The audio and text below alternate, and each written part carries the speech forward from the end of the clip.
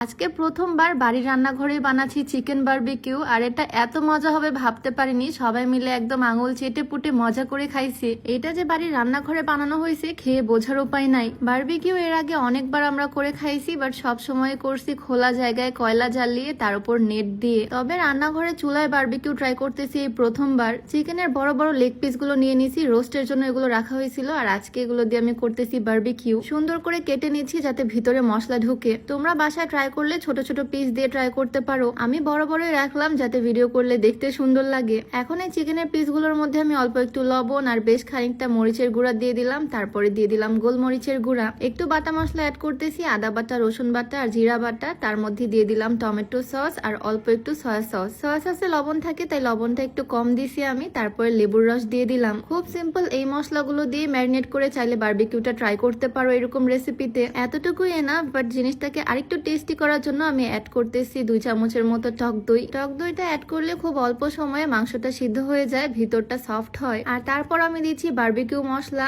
এই প্যাকেটের মশলাগুলোতে এক প্যাকেটে অনেকটা থাকে, এতগুলো আমি ইউজ করব না। অল্প একটু বারবিকিউ মশলা আমি এখানে দিচ্ছি যাতে ফ্লেভারটা সুন্দর আসে। আর বাড়িতে বারবিকিউ সসও ছিল, স্মোকি ফ্লেভারের জন্য আমি একটু বারবিকিউ সস দিচ্ছি। চাইলে বারবিকিউ মশলা বা সস যে কোনো একটা দিয়ে করা যাবে। তারপর দিয়ে দিচ্ছি সরিষার তেল। সরিষার তেলটা মাস্ট, সরিষার তেলই দিতে হবে, সয়াবিন তেল দিয়ে করা যাবে না, তাহলে ফ্লেভারটা অথেন্টিক আসবে না। প্রথমবারের মতো ছোট ছোট মাংসের টুকরা দিয়ে বাড়িতে যা আছে তাই দিয়ে ট্রাই করে দেখতে পারো, অনেক মজা হয়। আমার রেসিপি ভিডিওগুলোতে যখনই আমি বলি খাবারটা অনেক মজার, তখনই আমাকে অনেকে কমেন্ট করে, আপু তোমার সব রান্নাই কি মজার, তাহলে খারাপ কোনোটা হয় না? আসলে আমি যেহেতু ভিডিও করে তোমাদের সাথে শেয়ার করতেছি, তাই যে খাবারগুলো মজা হয়, ফ্যামিলির সবাই মজা বলে, সেগুলোই তোমাদের সাথে শেয়ার করি, যাতে ভিডিওটা দেখে তোমরাও কিছু শিখতে পারো বা বাড়িতে ট্রাই করে দেখতে পারো, তোমাদের উপকারে আসে। যাই হোক, চিকেনের পিসের গায়ে মশলাগুলো সুন্দর করে মাখিয়ে নিলাম। এখন 20 মিনিটের জন্য ম্যারিনেট করতে রেখে দিব। আর এই ফাঁকে একটু বলে নিচ্ছি, তোমরা যারা চিকন হতে চাও, ওজন কমাতে চাও, চাইলে স্লিমিং হার্বাল টিটা ট্রাই করতে পারো। এটা সম্পূর্ণ ন্যাচারাল উপাদান দিয়ে তৈরি, তাই কোনো রকমের সাইড ইফেক্ট নাই। ওজন কমানোর পাশাপাশি এটা গ্যাস্ট্রিকের সমস্যাটাকেও দূর করবে। এটা তোমরা বিউটি বাই লিম ফেসবুক পেজ থেকে পেয়ে যাবা। পেজটা আমার ডিসক্রিপশনে মেনশন করে দেওয়া থাকবে, নাম্বারটাও স্ক্রিনে দিয়ে দেওয়া থাকবে। যাই হোক, প্রায় আধা ঘন্টার মতো চিকেনটাকে ম্যারিনেট করে রাখতে হবে যাতে মশলাগুলো ভিতর পর্যন্ত যায়। আর দেন এখন রান্না করে নিব। রেসিপিটা খুবই সহজ, খুব অল্প সময়ে করা হয়ে যায়। চুলার উপরে প্যান দিয়ে একদম লো হিটে সরিষার তেল গরম করতে দিলাম। আর তার মধ্যে এখন চিকেনের পিসগুলো দিয়ে দিচ্ছি।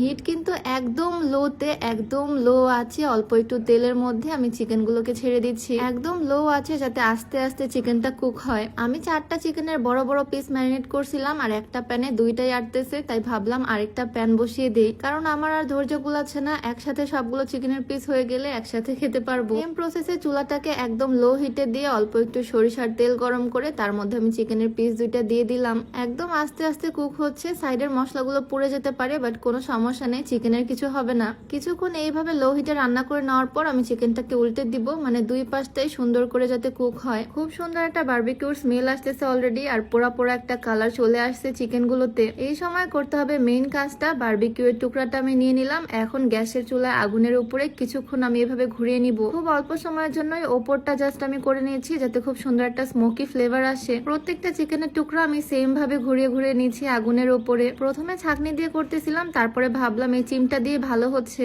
একদম সাবধানে আস্তে ধীরে আমি চিকেনগুলোকে পুড়িয়ে নিলাম। আর এখন কিন্তু একদম রেডি আমার বাড়িতে তৈরি বারবিকিউ। সবগুলো পিস একদম রেডি। আর সাথে দিয়ে দিচ্ছি টমেটো সস। সস ছাড়া বারবিকিউ একদমই মজা লাগে না। আর লেবুর রস তো থাকতেই হবে, লেবু কেটে নিচ্ছি। আর উপরে ডেকোরেশনের জন্য আমি স্লাইস করে লেবু দিয়ে দিচ্ছি। আমার বাড়িতে তৈরি চিকেন বারবিকিউ একদম রেডি। আমি আশাই করিনি এত পারফেক্ট হবে। কাউকে না বললে বোঝার উপায় নাই এটা যে বাড়িতে বানানো হয়েছে, মানে কোন রকমের কয়লা না জ্বালিয়ে নেটের উপরে না দিয়ে প্যানে করা হয়েছে, সেটা তো বোঝা যাচ্ছে না। বারবিকিউ মশলা, বারবিকিউ সস দিছি, তাই খুবই সুন্দর একটা ফ্লেভার আসতেছে। আমার হাজবেন্ড তো খুব মজা করে খাচ্ছে। ওর খাওয়া দেখে তো আমারই লোভ লেগে যাচ্ছে, যেভাবে মজা করে খাচ্ছে। আমি, আমার ননদ, আমার হাজবেন্ড, আমার শাশুড়ি, আমরা সবাই মিলে খুবই মজা করে খেলাম রাত্রের বেলায় বারবিকিউটা। রেসিপিটা খুবই সিম্পল, আমি আবারও বানাবো। এরপরে ছোট ছোট টুকরা দিয়ে একদিন ট্রাই করব। তোমাদের কাছে কেমন লাগলো আজকে ছোট্ট ভিডিওটা অবশ্যই কমেন্টে জানিও। দেখা হয়ে যাবে নতুন কোনো ভিডিওতে। সবাইকে আল্লাহ হাফিজ, আসসালামু আলাইকুম।